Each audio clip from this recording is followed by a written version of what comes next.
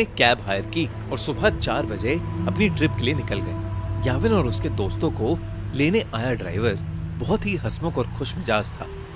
कुछ ही समय में उस ड्राइवर की दोस्ती सभी से हो गई थी। उन लोगों को घर से निकले हुए करीब 4 घंटे हो चुके थे। सुबह के 8 बज रहे थे। आसमान में अब भी अंधेरा छाया हुआ था। तभी गाड़ी में बैठे सभी लोगों को सामने रोड पर एक घने कोहरे की चादर दिखी। वो कोहरा इतना गहरा था कि उसके आगे रोड दिखाई ही नहीं दे रही थी। याविन ने नोटिस किया कि उनका ड्राइवर जो पहले बहुत मुस्कुरा रहा था, अब अचानक से बहुत सीरियस हो गया है। उसके चेहरे का मानो रंग ही उड़ गया है। याविन को लगा कि शायद ड्राइवर कोहरे में गाड़ी चलाने से घबरा रहा था। याविन ने ड्राइवर के कंधे पर हाथ रखा और उससे कहा, भैया टेंशन मत लो, धीमी स्पीड पर गाड़ी कोहरे से निकाल लेना।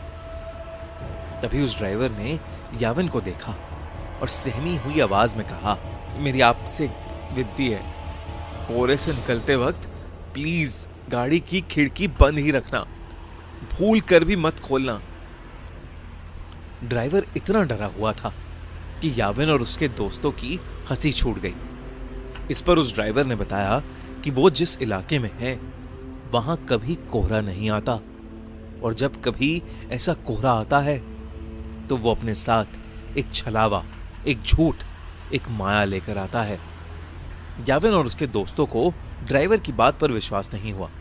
उन्होंने उसकी बात को अंधविश्वास बोलकर नकार दिया और देखते ही देखते उनकी गाड़ी कोहरे के अंदर चली गई। कोहरे की चादर उनकी उम्मीद से काफी बड़ी थी। ड्राइवर धीरे धीरे गाड़ी आगे चला तो रहा था, पर किसी को आगे का कुछ भी नहीं दिख रहा था। अचानक ही गाड़ी में बैठी रिया को अजीब सी बेचैनी होने लगी। उसे बिल्कुल सांसें नहीं आ रही थी। वो ड्राइवर की बात को भूल गई और उसने गाड़ी का शीशा खोल दिया और अपनी गर्दन गाड़ी के शीशे से थोड़ी बाहर निकाल ली। खिड़की खोलते ही रिया को वापस सांस आई, लेकिन वो कोहरा अब गाड़ी के अंदर आ चुका था। कुछ ही सेकंड्स बाद जैसे ही रिया ने गाड़ी के अंदर देखा तो उसके होश ही उड़ गए। गाड़ी रोड पर चल रही थी, पर उस गाड़ी के अंदर रिया के अलावा और कोई नहीं था। रिया की सांस वही अटक गई। याविन, रवि और ड्राइवर तीनों ही गाड़ी से गायब थे। गाड़ी अपने आप आगे चल रही थी। रिया ने गाड़ी से कूदने के लिए गाड़ी का दरवाजा खोलने की कोशिश की, पर गाड़ी लॉक थी और जोर लगाने पर भी उसका लॉक नहीं खुल रहा था। वो जोर जोर से गाड़ी के अंदर चिल्लाने लगी।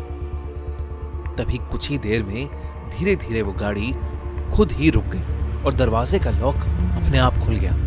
रिया ने बिना कुछ सोचे समझे गाड़ी का लॉक खोला और गाड़ी से बाहर भागने लगी, पर उसे अपने आसपास घने कोहरे के अलावा और कुछ भी नहीं दिख रहा था। रिया चिल्ला चिल्ला कर मदद मांगने लगी। उसका दिल अब उसके शरीर से बाहर आ रहा था कि तभी उस कोहरे में कुछ दूर पर उसे एक काली परछाई दिखी जो एक बहुत ही बड़े आदमी जैसी लग रही थी। रिया मदद के लिए उस आदमी की तरफ भागने लगी, पर भागते हुए उसने ये देखा कि वो परछाई के करीब पहुंच ही नहीं पा रही है।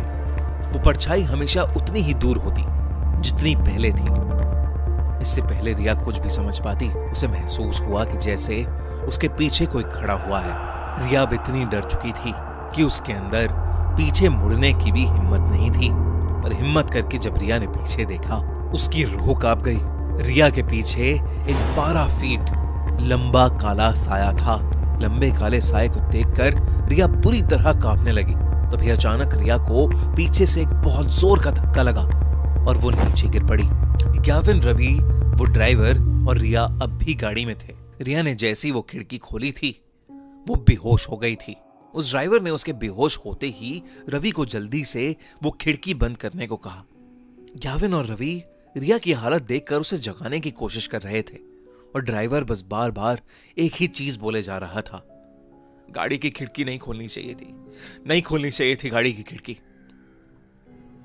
याविन को अब ड्राइवर पर गुस्सा आने लगा था। उसे लग रहा था कि वो ड्राइवर एक मेडिकल इमरजेंसी पर वहम की पट्टी चढ़ा रहा है। याविन बस वहां से निकलकर रिया को हॉस्पिटल ले जाना चाहता था। याविन ने ड्राइवर को गाड़ी तेज चलाने के लिए कहा। ड्राइवर ने याविन की बात मानी और गाड़ी के एक्सीलरेटर पर अपना पैर दबा दिया। लेकिन कुछ ही सेकंड्स में अचानक से गाड़ी के सामने एक लड़की आ गई और इतनी तेज स्पीड होने की वजह से गाड़ी उस लड़की से टकरा गई। उस लड़की के टकराने के बाद ड्राइवर ने गाड़ी वहीं रोक दी। अब याविन और रवि की सांसें वहीं अटक गई थीं। याविन तुरंत गाड़ी से उतरकर उस लड़की को देखने गया। उसने देखा कि एक लड़की खून से लथपथ रोड पर उल्टी पड़ी हुई थी। याविन ने जैसे ही उसकी शक्ल देखने के लिए उसे पलटा, उसका दिल दहल गया। वो खून से लथपथ पड़ी लड़की कोई और नहीं बल्कि याविन की दोस्त रिया थी। याविन को कुछ समझ नहीं आ रहा था क्योंकि रिया तो उसके साथ गाड़ी में थी। याविन दोबारा गाड़ी की ओर गया और उसने देखा कि पूरी गाड़ी बिल्कुल खाली थी। गाड़ी के अंदर और कोई भी नहीं बैठा था। याविन को कुछ समझ नहीं आ रहा था। वो बहुत ज्यादा डर चुका था। याविन ने रिया की बॉडी को उठाकर गाड़ी में रखा और खुद ड्राइवर सीट पर बैठकर गाड़ी को चलाने लगा। याविन उस घने कोहरे में बस तेजी से गाड़ी चला रहा था।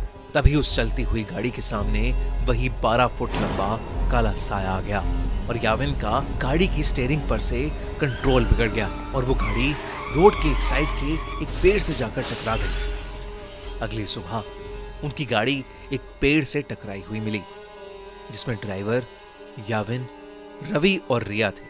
वो चारों उस कोहरे की रात जिंदा तो बच गए, लेकिन यावी के सर पर चोट आने की वजह से उसका मानसिक संतुलन बिगड़ गया और रिया को इतना गहरा सदमा लगा कि अब उसे हर जगह सिर्फ वही